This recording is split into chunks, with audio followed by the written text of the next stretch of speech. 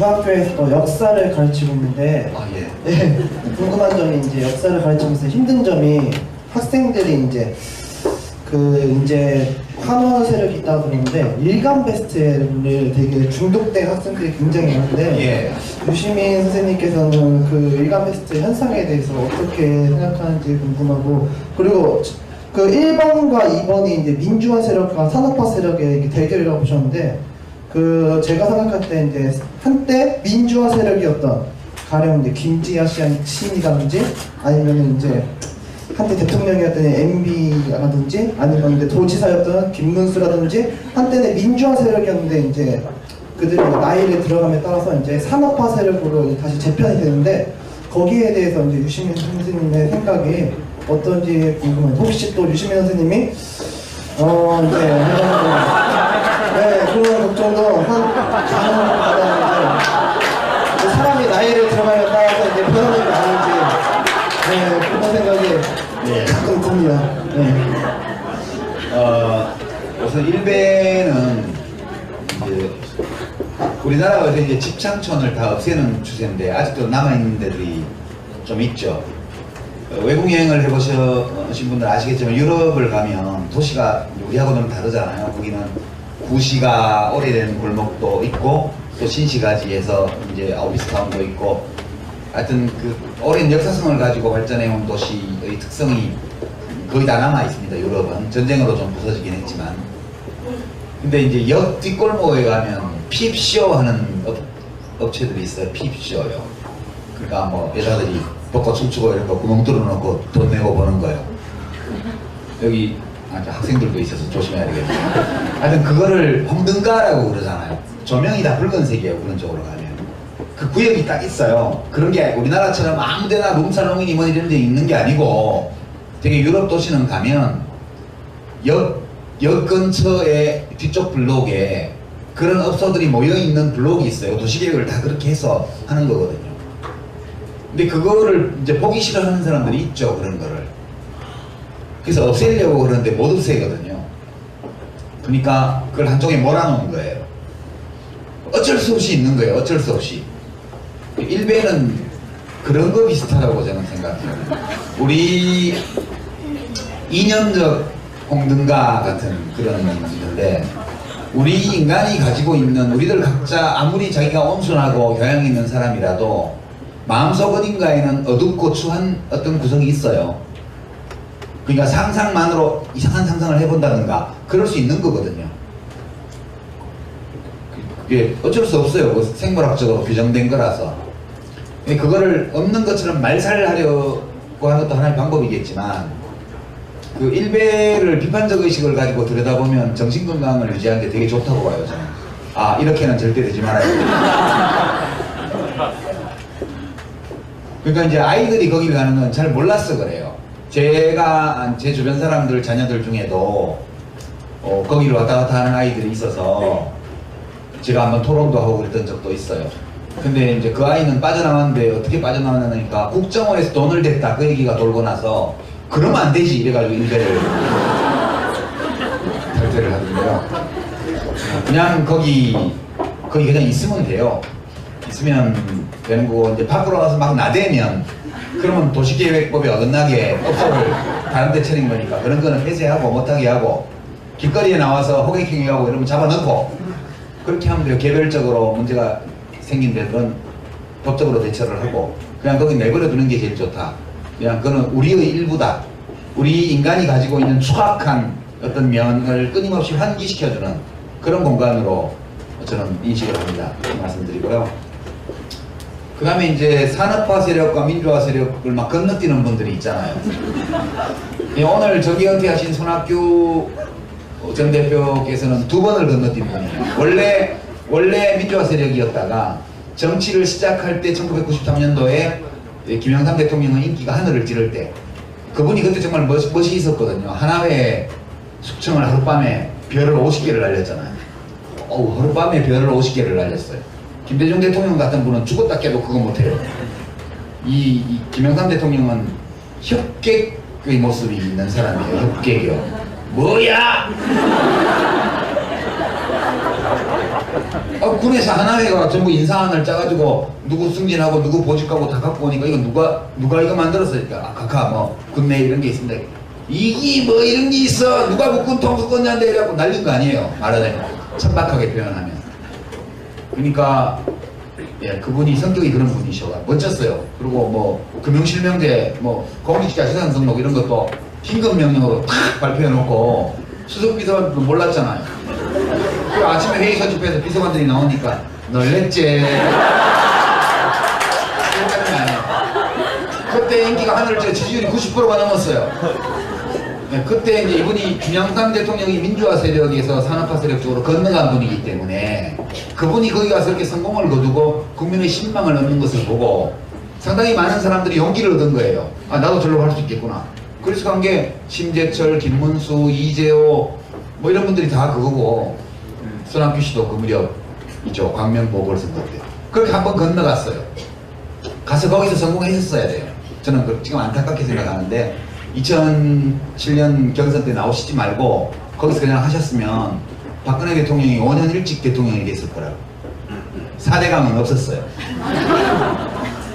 MB가 아까는 원로로 이제 앉아서 청계재단 하나 만들어서 잘 사셨을 거고, 그럼 박근혜 대통령은 5년 동안 엉망으로 하고 나면 그러면 약간 인텔리전트한 손학규 씨가 이어받아서 대통령을 했을 수도 있고요. 근데 이분이 야당으로 다시 건너오셨잖아요. 자기 있던 대로.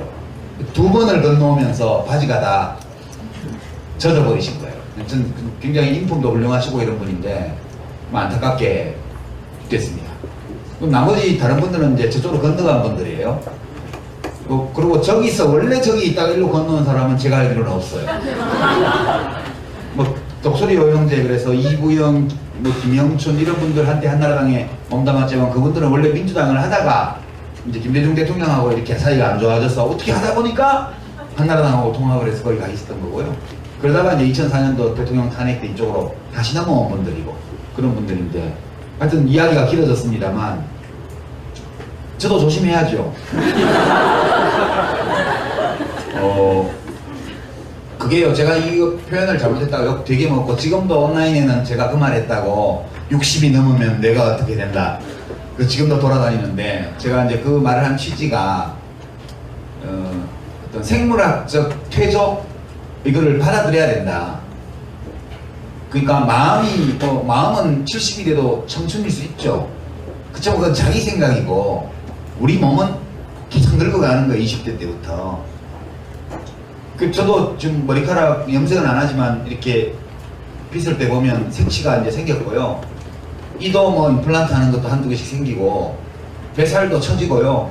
눈 밑에 눈물 주머니도 생기고 거울에 딱 벗고 보면 볼품이 없거든요. 이제 더 옛날에도 볼품 없었지만 그게 좀 슬픈데 받아들여야 돼요. 껍데기만 늙겠어요? 안에도 늙죠. 그러니까 참 그런 게 제가 제일 많이 읽힌 책이 제 책 중에 제가 10몇 권의 책이 있는데 제일 많이 읽힌 책이 20대 때 쓴 책이에요. 거꾸로 읽는 세계사에. 슬프잖아요. 그렇지만 받아들여야죠.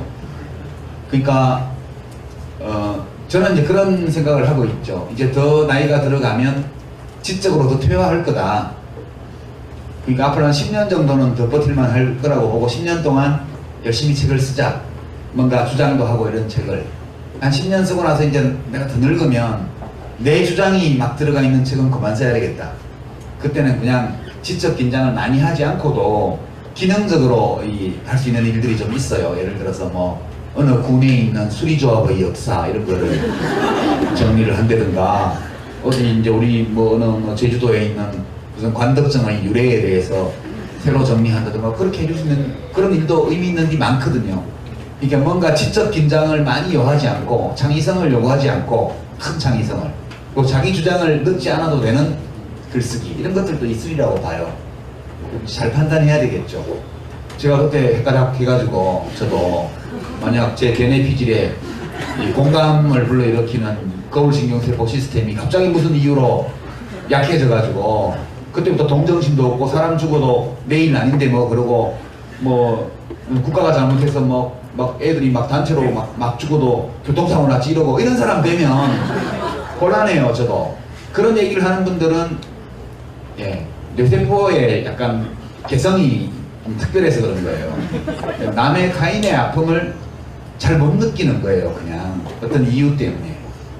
네. 그러니까 물속에서 죽은 아이들의 동영상을 볼 때는 눈물이 안 나지만 32초 동안 눈 뜨고 있어서 흘리는 대통령의 눈물 흘리는 동영상을 보면 눈물이 나는 분들 좀 특이하잖아요. 근데 그런 분들도 있을 수 있거든요. 제가 또 그렇게 될 수도 있어요. 절대 그렇게 되지 말아야겠다 그런 결심을 하죠. 그리고 뇌세포는 쓰면 쓸수록 더 오래 지속된다고 그러니까 많이 느껴야 된다. 그리고 항상 열고 다른 사람들이 느끼는 것을 나도 느껴보려고 노력하고 이거 노력을 계속하면 명불용설이 일단 작용을 한대요. 살아있는 동안에는. 쓰면 쓸수록 오래 쓴대요. 그래서 마음의 문을 닫고 느낌의 문을 닫으면 내가 빨리 그렇게 되니까 많이 열고 많이 교감하고 많이 공감하고 이렇게 살다 보면 좀 더 오래 내가 인간다운 모습을 가질 수 있을 거야. 그런 생각을 하면서 갑니다. 근데 제가 1번으로 가는 거는 성전환 수술을 하는 것보다 더 가능성이 희박해요. 거기에 대해서 이제 유시민 선생님의 생각이 어떤지 궁금해요. 혹시 또 유시민 선생님이 이제 네, 그런 걱정도 가능하다. 이제 사람이 나이를 들어가면 따라서 이제 변하는 게 아닌지 네, 그런 생각이 가끔 듭니다. 네. 우선 일베는 이제 우리나라가 이제 집창촌을 다 없애는 추세인데 아직도 남아있는 데들이 좀 있죠.